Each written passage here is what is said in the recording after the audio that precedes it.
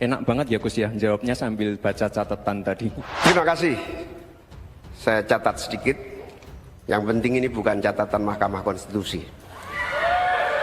Menyerang personal, pribadi yang tidak ada hubungan dengan konteks debat tadi malam, saling menjatuhkan dengan motif-motif personal, saya kira nggak baik dan nggak mengedukasi.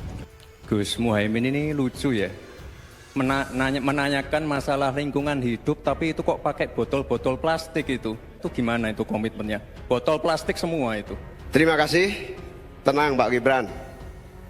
Semua ada etikanya. Termasuk kita diskusi di sini bukan tebak-tebakan definisi, tebak-tebakan singkatan. Kita levelnya adalah policy dan kebijakan. Prinsipnya sederhana. Semua kembali kepada etika Pak Gibran.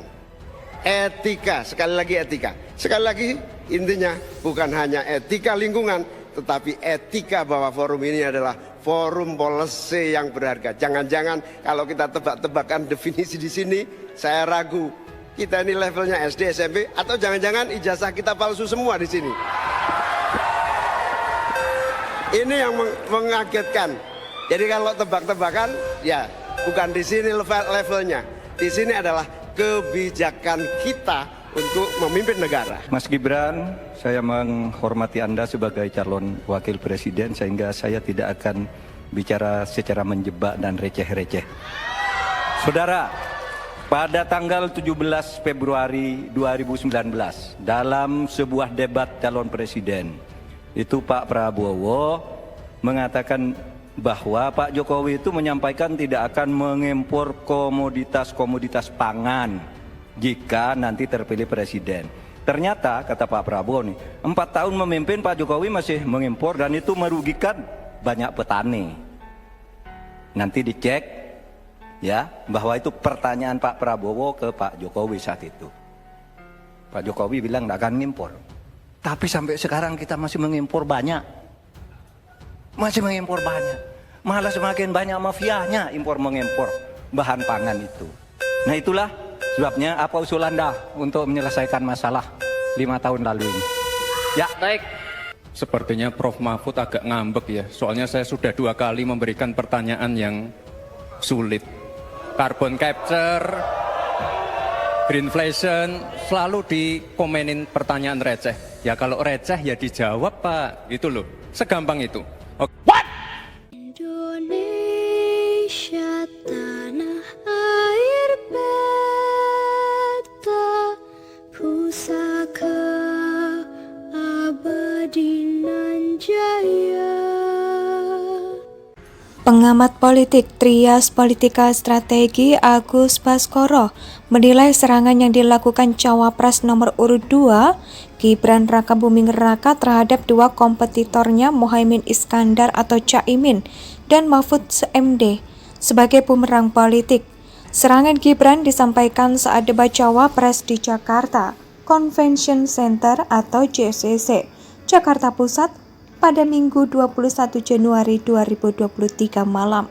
Sebab strategi tersebut justru menimbulkan sentimen negatif yang tinggi sebagaimana hasil analisis drone empirit.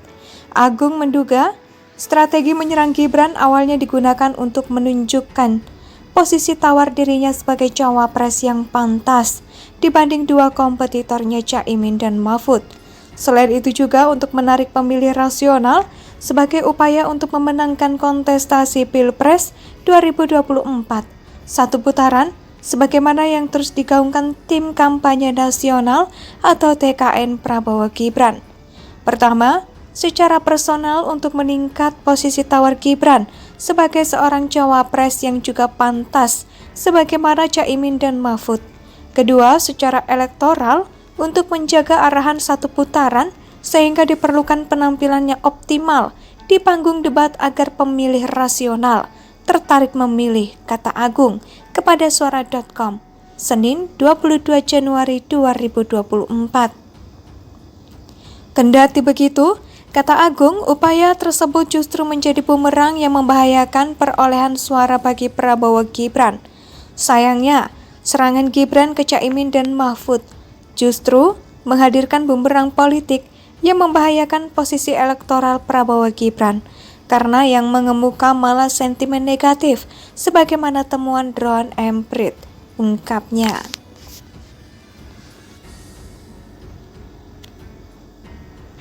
Pengamat politik Trias Politika Strategi Agus Baskoro menilai serangan yang dilakukan Cawapres nomor urut 2 Gibran Rakabuming Raka terhadap dua kompetitornya Muhaimin Iskandar atau Caimin dan Mahfud MD sebagai bumerang politik.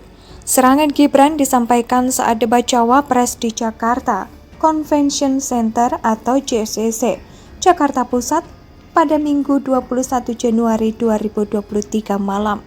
Sebab strategi tersebut justru menimbulkan sentimen negatif yang tinggi sebagaimana hasil analisis Drone Emprit.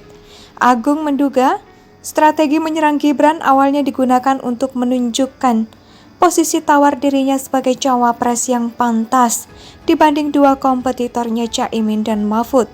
Selain itu juga untuk menarik pemilih rasional sebagai upaya untuk memenangkan kontestasi Pilpres 2024 satu putaran, sebagaimana yang terus digaungkan Tim Kampanye Nasional atau TKN Prabowo Gibran. Pertama, secara personal untuk meningkat posisi tawar Gibran sebagai seorang cawapres yang juga pantas sebagaimana Caimin dan Mahfud. Kedua, secara elektoral untuk menjaga arahan satu putaran sehingga diperlukan penampilan yang optimal di panggung debat agar pemilih rasional tertarik memilih, kata Agung kepada suara.com, Senin 22 Januari 2024.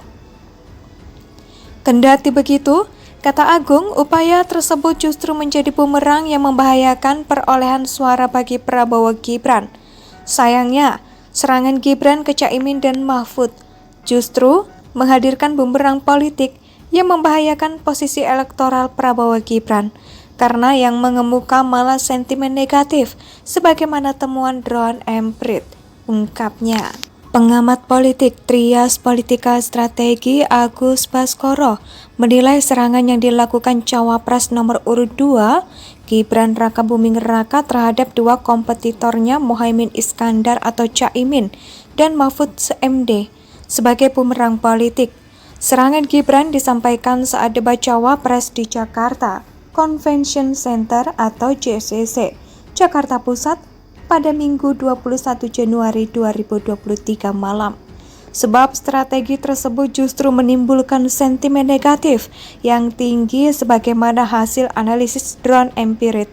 Agung menduga strategi menyerang Gibran awalnya digunakan Indonesia sejak dulu kala tetap dipuja-puja bangsa.